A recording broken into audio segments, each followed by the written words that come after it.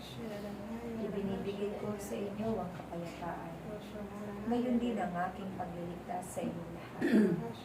Aking mga anak, ako, ang inyong Panginoong Jesucristo, na nag-alay ng aking sarili, sapagkat kayong lahat ay aking iniibig. Ang bawat sumusunod sa mabuting balita ay magkakaroon ng buhay na walang hanggan, sapagkat kayo pananahanan ng kapayapaan ng pag-ibig. At ang pag-ibig na ito ang siyang magdadala sa inyo sa tagumpay. Aking mga anak, ito ang panahon na ang bawat isa sa inyo ay susubukin, katulad ng pagsubok sa akin, na kung saan ang mga bagay ay aking pinagtagumpayan. At ako ay naging matatag, sapagkat nais ko sumunod sa kalooban ng aking Ama, sapagkat ang pagsunod sa kaloobang ito ay makapagdudulot ng isang napakalaking pagliligtas sa sangkatauhan. At ang pagsunod sa kaloobang ito ay siyang magdadala sa liwanag ng inyong mga buhay. At mapalad ang mananampalataya sa liwanag, sapagkat kailanman kayo hindi na madiliglan.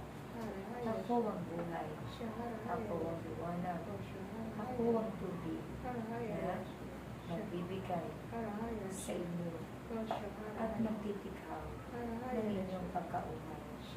Kung kayo ay nauuhaw sa salita ng Diyos, lumapit kayo sa akin at kayo'y aking pagkakalooban ng tubig na nagbibigay buhay. Kung kayo ay nadirindan, lumapit kayo sa akin sapagkat ako ang liwanag. At kung kayo ay naghahanap ng daan patungo sa kaharian ng Diyos, sumunod kayo sa akin at tuturo ko sa inyo ang daan papunta sa aking Ama, sapagkat sa kaharian ng aking Ama naroon maraming tahanan, tahanan na kung saan ito ay kanyang ginawa upang inyo matirahan.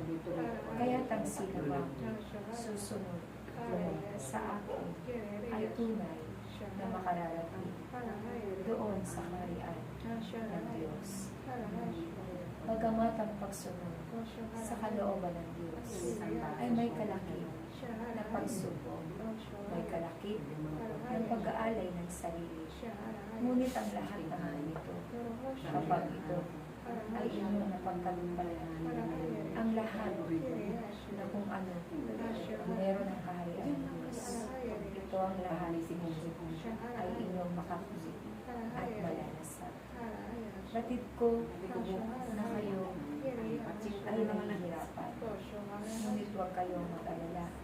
Darating din ang panahon ng pagiging ginhawa ninyong lahat. Ang nais ko lamang, kayo'y magsusunod sa kalooban ng aking Ama, upang kayo ay hindi mapahamak at magkaroon ng buhay na walang hanggan.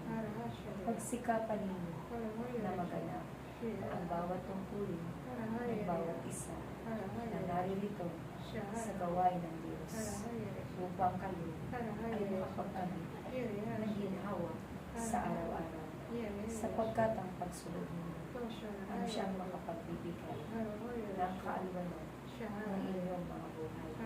Kaya aking mga anak, ako na inyong Panginoong Jesucristo ay kasama ninyo sa inyong paghayo, sapagkat ako ang inyong guro. Ako ang inyong pastor na patuloy na magbibigay ng mabuting balita sa inyong lahat at magtuturo kung paano kayo susunod ng tama at ng mayroong pag-ibig sa bawat isa. Maraming salamat sa inyo. Sandali lang. Magpapa